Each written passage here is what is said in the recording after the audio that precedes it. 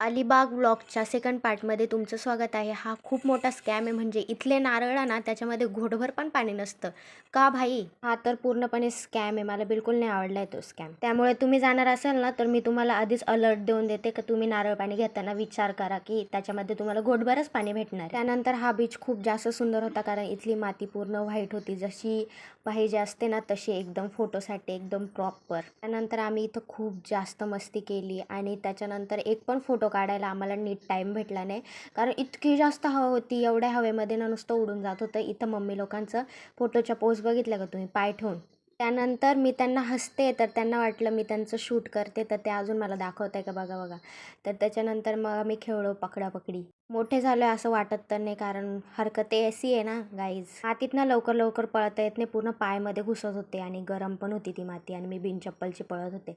त्यानंतर आम्ही जेवायला गेलो आणि मम्मी व्हेज खाती तर मम्मी आणि जयेशची मम्मीनी व्हेज खाल्लं. बाकी सगळ्यांनीच नॉनव्हेज खाल्लं. पार्ट 1मध्ये तुम्ही बघितलं असेल गाजरचा हलवा पहिले मी प्रज्ञाला दिला.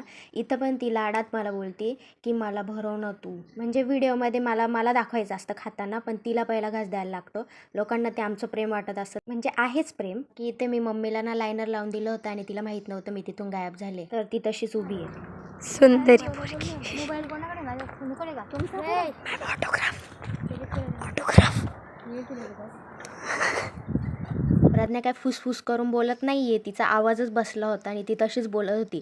तिचा ट्रान्सलेटर किंवा मग काय बोलतात त्याला बोलून दाखवणारा ते मी बनले होते.